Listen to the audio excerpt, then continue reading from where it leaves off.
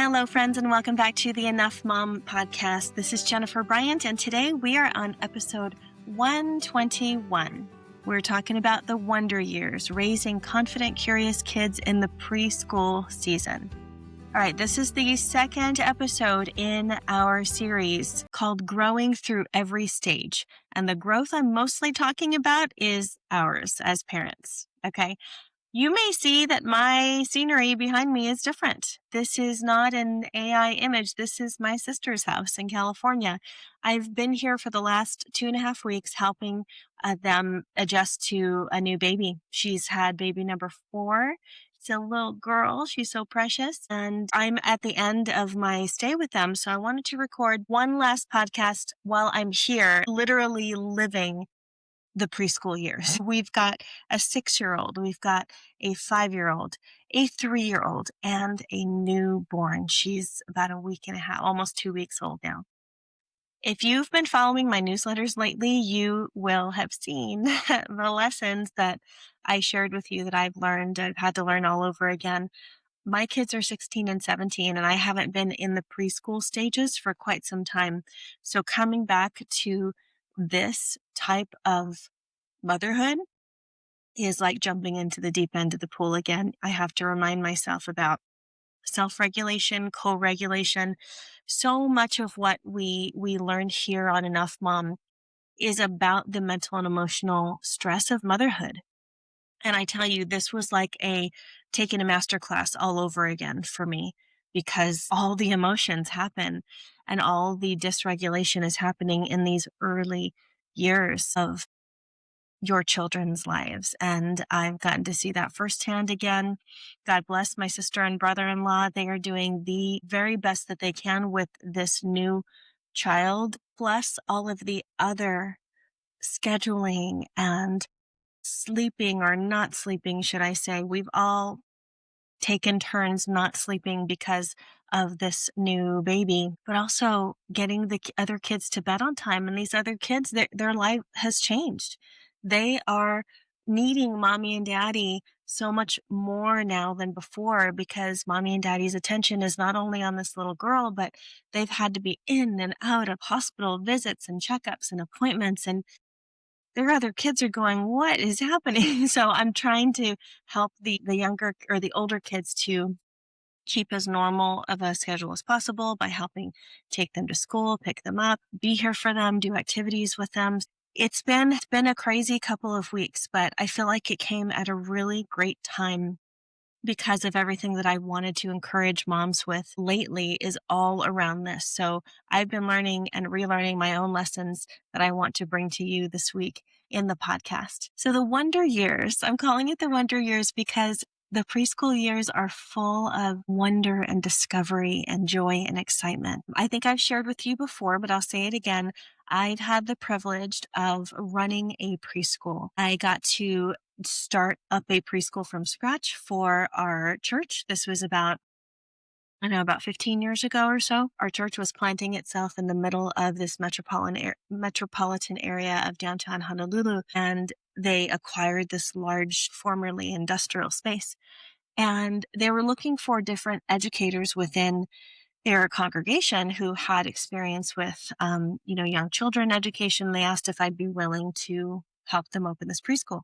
Well, long story short, I became the director of this preschool for about 4 years or so, and moved on to different ministry things. But while I was learning about what it took to set up a preschool from scratch, I had to actually go back to school for early childhood education. I had only been trained in elementary and secondary, or middle and high school levels of education. So when I took myself back into early ed, whoa, that was when I learned the most about child development, family systems, how cities and governments and communities can rally around families by providing opportunities for early childhood education. I learned about everything that a 2-year-old needs. I said 2-year-old, and held up one finger, hello. 2-year-old needs, what a 3-year-old needs, what a 4-year-old needs, and what a 5-year-old needs, because those 0 to 5 years have so much rapid change within them that one age group needs to be studied all by itself. And I tell you, I have not had a more full education in my training as a teacher than when I went back into the early ed years. So I'll be talking a lot about things like age appropriateness and developmentally appropriate practices, right? And so a lot of teachers and parents face things like this when they are not aware of the fact that a child of a certain age can only do and understand so much. There's a limit to that. And studying children's brains and children's behavior has been a relatively new science. It's only been happening within the last 100 years or so, maybe even less, actually. I think in the 60s, it really started to ramp up. Before then, children were not regarded really as fully human or fully worthy yet until they were grown up. That's why certain cultures have rites of passage, because it's not until they reach a certain age that they can really grasp things and be contributors to society and whatnot. But we have since learned that young children need to be guarded, protected, appreciated, respected, because we know that the things that happen to young children in the early stages of their life majorly affect the type of person they grow up to be. And man, when you really dive into it, when you are really, really dedicated to not only learning about, but helping to mold and shape a young child's life, especially as a parent, you will learn so much more than what you think you're trying to teach this child. It's just incredible. So the wonder years that I'm referring to today are going to be specifically between the ages of about 3 and 5, the preschool years. This is before kindergarten, or this may be also inching into the kindergarten stage of life. If you have children between 3 and 5, you are living in one of the most magical, maddening, hilarious, and exhausting chapters of motherhood. Okay. No lie, because your child is probably asking why about 400 times a day. They're probably making up songs. They're probably crying because their banana broke in half.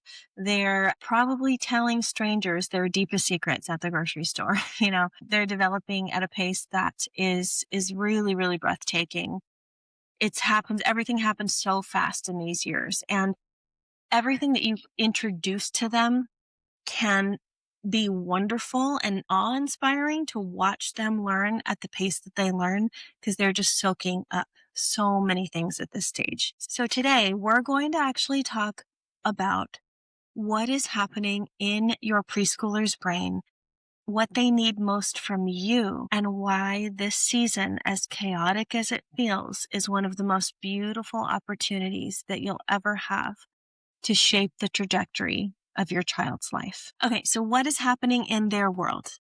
Let me set the stage for you. Between the ages of 3 and 5, your child's brain is operating at roughly twice the activity level of an adult's brain. Isn't that crazy? Isn't that nuts? Just because we're grown up doesn't mean that all cylinders are firing. You know what I mean? It's happening way faster in the mind of a 3 to 5-year-old. They're forming language at an explosive rate. They are developing what psychologists call theory of mind, which is the ability to understand that other people have thoughts and feelings different from their own. Now, I'll tell you what, it's kind of hard to even wrap my mind around that as an adult. And when I'm looking at another adult, like, so you don't know this yet? Or you don't think the way I do? That's so weird, But children at this stage are getting that. They're getting that I am a separate person. I'm a separate thinker than the other people in my family. They are also learning emotional vocabulary. Okay. One of my favorite mamas to follow on Instagram is the Considerate Mama, Rachel Rogers. The Considerate Mama is on Instagram, and please, her stuff is amazing. She has created kits that it's actually on one of our walls down here, kits that help you to teach emotional vocabulary to your preschoolers when they're having big feelings and they need help calming down. It's wonderful. I love Rachel's work.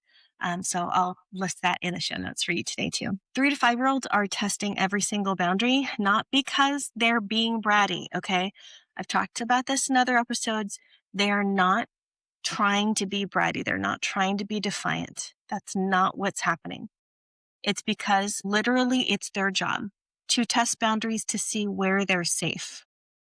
I know that can sound weird, but young children need to push against what you say so that they understand where their boundary is, where they can operate. Because if you are a parent who's constantly giving in, giving in to them, then that's not actually going to make them feel more insecure. You may be giving them what they want in the immediacy of that request, but in the long term, it makes young children more insecure to know that their parents aren't sturdy. They're not sturdy decision makers. When you give a boundary, a no can feel like you're being mean or being a bad person or something, or just because they get upset with you for giving a boundary.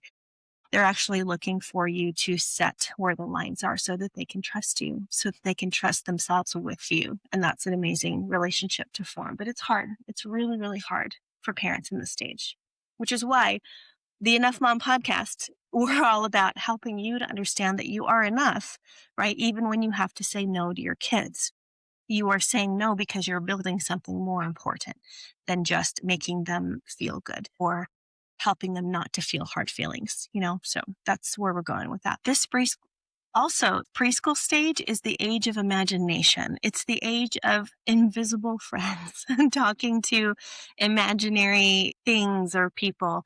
They're operating in their imagination, in their brain. They get to tell elaborate stories, sometimes nonsense stories, but it's creative nonetheless, right? Some of the cute things they can do can last longer. Like this week, my niece and nephews love repeating the same phrase over and over and over and over again. And they love to hear themselves and they love to see the reaction it gets out of you.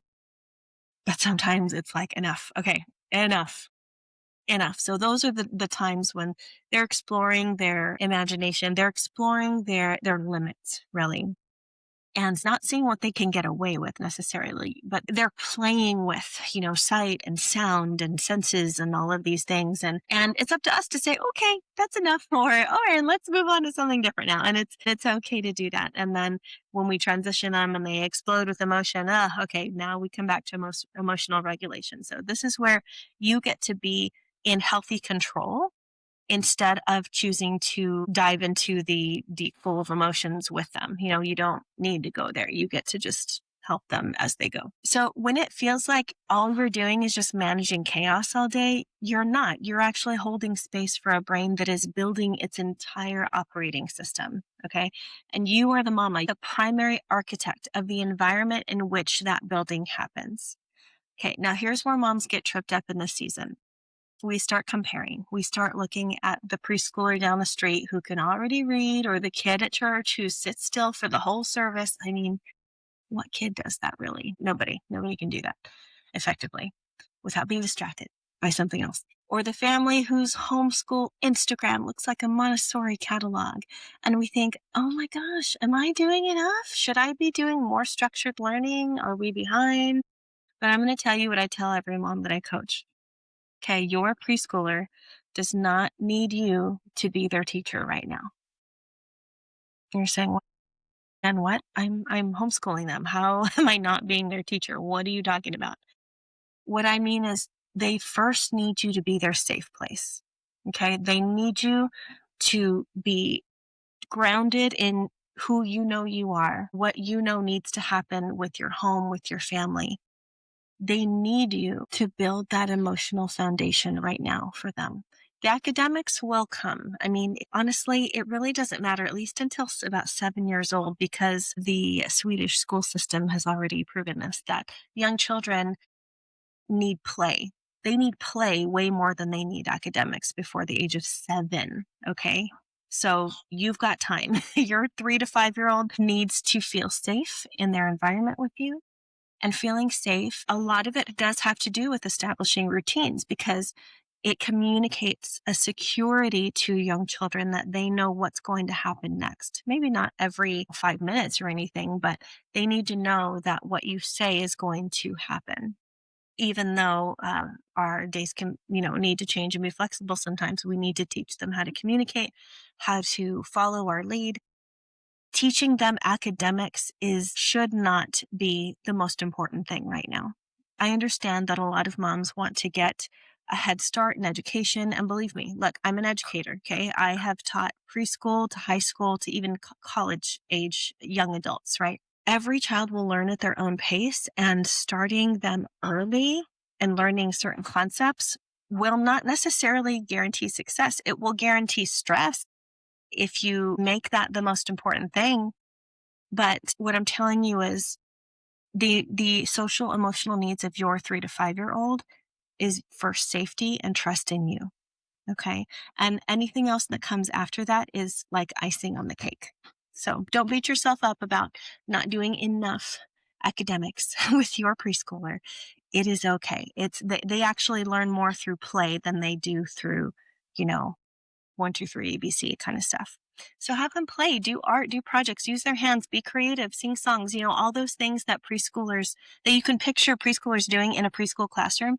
You can completely make that happen at home in a structured but not too rigorous kind of a way. And they'll still have fun, and you'll still have a loving, wonderful family time together, I promise. So what's most important is laying their emotional foundation.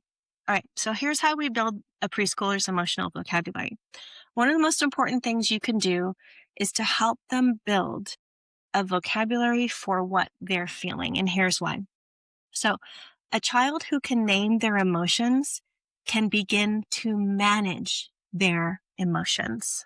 I'm going to say it again. A child who can name their emotions is a child who can manage their emotions. A child who cannot name them just acts them out. Tantrums, aggression, withdrawal, meltdowns. That's what happens when they cannot identify what they're feeling. So what does this look like practically? Okay, it looks like you narrating a lot. It's saying things like, you seem frustrated that that tower fell down. That's really disappointing when you worked so hard. So a little empathy in there, see? I can see that you're feeling scared. It's okay to feel scared. I am right here. See, young children need to know that you're not going to abandon them or reject them for their big feelings. And I've witnessed a lot of that these last couple of weeks. Every child is different. And in my emails, I've mostly been talking about my 3-year-old nephew. When you suggest that something is going to happen, his immediate response is usually always no. No. No. And he's not being defiant. He's, in a small way, he's like attempting to take his power back. I hope that makes sense, because I'm not saying that 3-year-olds are little tyrants running around. It can feel that way. It surely can. But he's trying to grasp any sense of control that he might have in the situations to keep himself feeling safe, feeling secure, exercising his free will. That's actually a good thing, okay? And it could also be partly, this is very typical 3-year-old behavior, but it could also be a part of his personality. If he is just that more of that, I don't like to use the word stubborn. I don't mean the word stubborn negatively, but when you have a child who's more stubborn, a little bit more obstinate, strong-willed, we can call it, right? That usually develops into an older child who can strongly stand up for themselves. But when they're little, we have to help them to mold those feelings and those desires in a different way. So when he's yelling no about not getting out of the bath again for like the 6th time this week, when he's yelling, no, I don't want to brush my hair. No, I don't want to get on the school bus to go to school. We've been just letting him write it out, right? No, okay, I hear you. You're saying no. Well, we have to do this. So we calmly dress him, carry him out. He's tantruming. And I promise you, every time he's tantruming, and then Daddy walks into the bus and says, hey, school bus, friends, and he goes, and his mind started shifts and changes. There is so much more happening in their little brain at that time. And there's more brain science behind that I want to talk about later. But there's a shift in their minds when they grab onto a thought and they start ruminating on a thought and they get stuck on a thought. No, I said no. But then through our calm and our ability to co-regulate with them and be the calm, sturdy adult, their nervous systems calm down when we're calm. But when we get all like, what did you say to me? And, we don't need to get to their level to control them. in order for them to be calm. We need to teach them how to calm with our calm voice. Okay. So saying things to a 3-year-old like, okay, you seem frustrated. I know I'm hearing you, honey. You don't want to go to school. I get it. It's okay, but you have fun at school, right? You talk about all the positive things. And a big thing for these kids, especially, has been let's take some deep breaths together. Teach them how to breathe because oxygen to your brain actually helps you to calm down. So let's take deep breaths. If you have not tried this with your kids, please, please try it today. If you have tried it a handful of times and you're telling me, oh, that doesn't work, my kids don't listen anyway, it's because you need to do it more consistently. Do it every time. It's not a one-hit wonder sort of thing. Our kids need us to consistently show up for them in ways that shows them, look, mommy's here, daddy's here, we're in control. You can trust us. That's what you're saying. When you enter their high level of emotion with, it's okay. I know it's okay, so you can know it's okay, right? That's what you're communicating to them. So remember, you're not fixing the emotion. You're naming it. You're normalizing it. You're teaching them that feelings are information, not emergencies. Mama, you are also modeling this for them when you say, Mommy is feeling frustrated right now. So I'm going to take a deep breath. You are actually giving your child a template for emotional regulation that will serve them for the rest of their life. Listen, I was not always awesome at doing this. I have definitely lost my cool on my kids. I've lost my cool on these kids the last couple of weeks, and I have been majorly humbled because, again, I teach this stuff. I know this stuff about young kids, but when you're around it 24/7, like literally, I'm back in boot camp again. And I think it was really the best timing ever to be able to not only help them with new baby, but help me to relearn all the stuff that I try to help moms with all the time. I need to be back in these environments. Even though I have teenagers now, I need to step back into the fray, as it were, so that I can effectively help parents like you. So it's a blessing. It's hard. It's sleepless, but it's actually been a blessing. Another piece of amazing timing for the years that I spent as a preschool director was that my kids were preschoolers in the preschool I was directing. It was all happening at the same time. And I want to tell you that the children, including mine, who thrived weren't the ones who were the smartest or the most well-behaved. They were the ones who had parents at home who were actively doing this work of self-regulation with them. The parents who were helping them name their feelings, who were staying calm or repairing after they lost it, right? It was the parents who showed up imperfectly but consistently. And it was the parents who came to ask us for help too.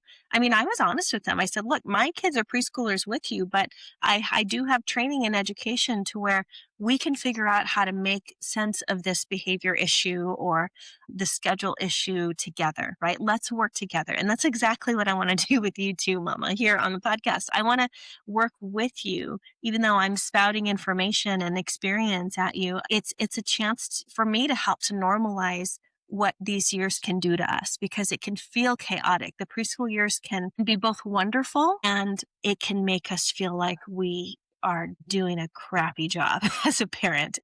It's very trying. It's very humbling, but all of those things are good things. They're good things, I'm convinced, for our character. They're such good things for the siblings to see if you have multiple children, it's good for you to learn these dynamics through your community, through your kids' school community, your church community, your homeschool community. It's very, very good. And it's for your training. It's for your training as a parent, as a human being to learn how to have empathy for young children, for people with high emotions, for deciding not to judge people for their behavior and go, gosh, I wonder what's going on with them. I wonder if they had an incident at home, or I wonder if they're going through something right now that's causing them to behave this way. You tend to learn all those things when you raise humans, right? You tend to learn empathy and compassion. I hope that you're learning empathy and compassion before you're jumping to judgment. And that is the privilege of what we get to do in this season for ourselves, for our kids, and for our whole community. What I'm really talking about here is what I've introduced to you before, what I'm actually finishing writing a book on right now, and that's called Compassionate Parenting. Compassionate parenting in the preschool years is not permissive. It's not letting children run wild.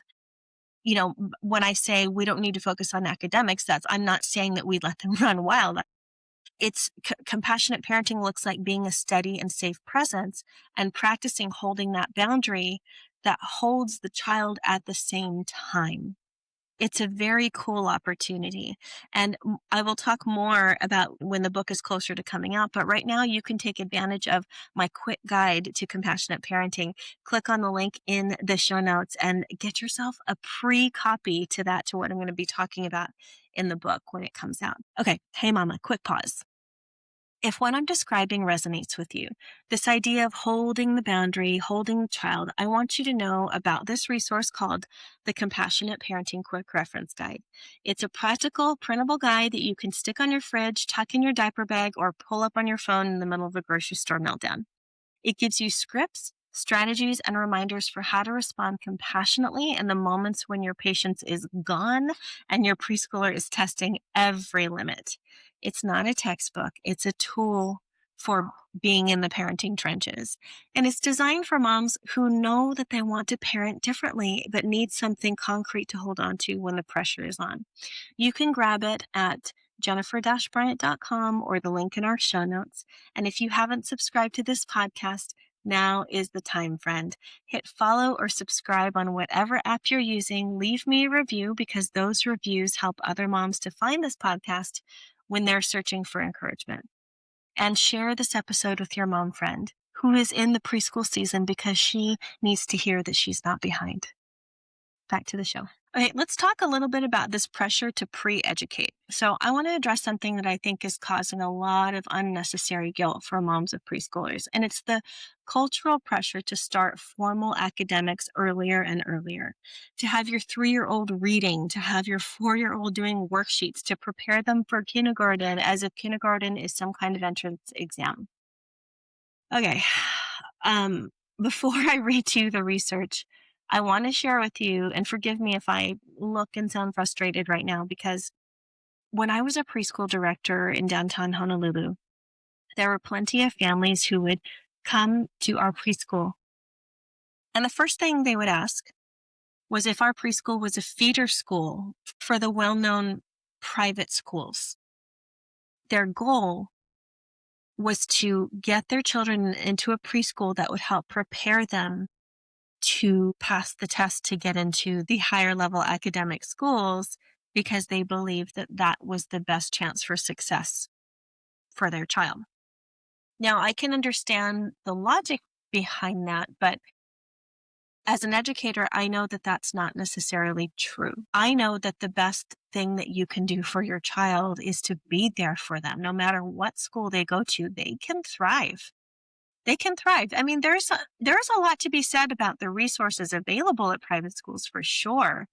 They have money and big donors and, programs and opportunities for a reason that really allow children to have great experiences. But it's not necessarily true that if your child goes to a school like that they will be successful. There will also be plenty of things working against them. And if they're going to the best school in the world, but their parent is absent, emotionally, mentally, spiritually, kids in private school suffer all the time. Kids in private school do drugs. Kids in private school get into trouble, So I don't want parents to think that pre-educating them is the best way that they can do it. The research actually shows that children who engage in play-based learning in the preschool years often outperform their peers academically by the 3rd grade.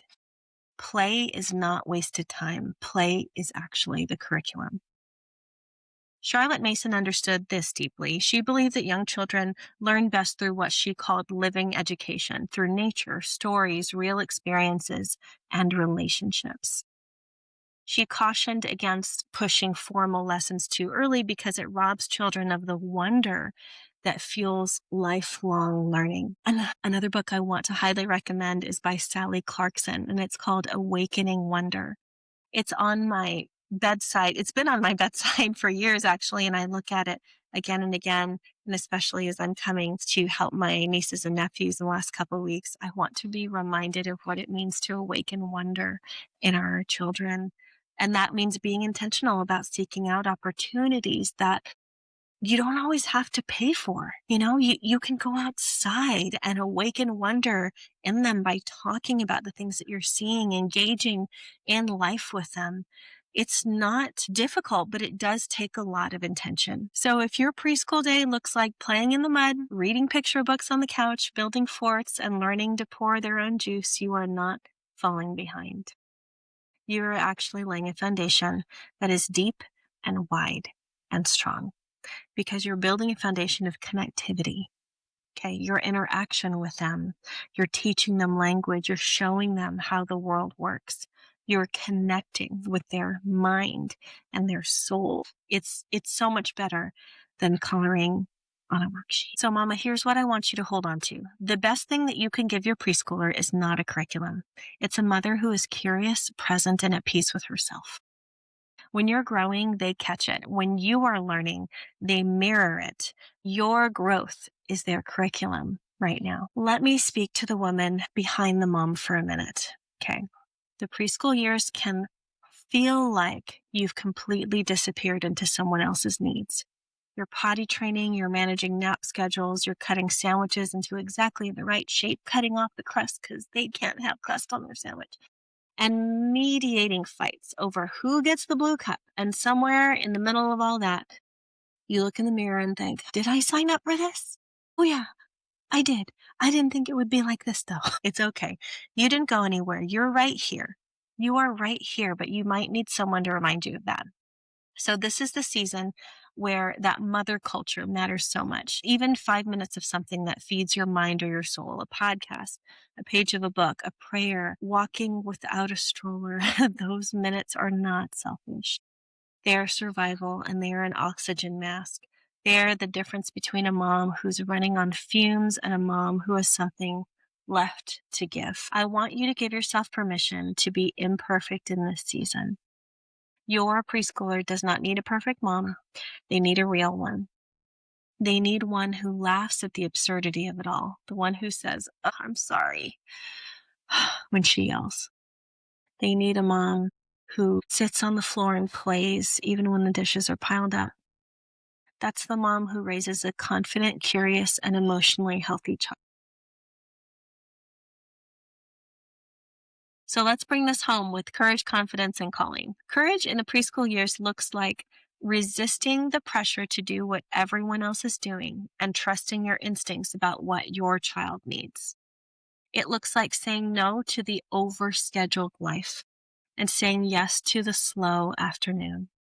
It's the courage to let your child be little when the world is telling you to push them forward. Confidence in this season grows every time you successfully navigate a tantrum without losing yourself. I was finally successful at that last night, let me tell you. Every time you set a boundary with love and you hold it. You hold it because you know it's not about you. You're not making your child miserable. You're allowing them to experience their feelings, and that is okay. Every time you trust that play is enough and that your presence is enough, that this season, even when it's hard, is building something really beautiful. You are becoming more confident with every messy, imperfect day. And your calling in the preschool years is to steward wonder. You are the guardian of your child's curiosity, the protector of their imagination, the person who gets to show them that the world is big and beautiful and safe enough to explore, with your guidance, of course. That is not a small calling. That is so, so sacred. You are already enough, Mama, right now in the middle of the chaos, in the middle of the mess, in the middle of all the questions and broken bananas and bedtime battling. You are exactly the mother that your preschooler needs. Thank you for being here today. If this episode hits home, please share it. Tag a preschool mom who needs to hear it and grab the Compassionate Parenting Quick Reference Guide at jennifer-bryant.com, and the link is also in the show notes. Join us in the Enough Mom Collective. I'm opening the collective soon, so go to that link and get on the list to join the collective. because that's going to be where moms in every stage are doing this work together. You don't have to figure this out alone, because I've created a way to have community around knowing that you're enough as a mom. So next week, we're stepping into the elementary years, that beautiful and sometimes overlooked season where your child is forming their identity, their friendships, and their sense of self. And it's going to be a good one. Until next time, you have the courage to face difficulties, the confidence to lead with conviction, and a unique calling to influence your family. You are already enough. I'll see you next time.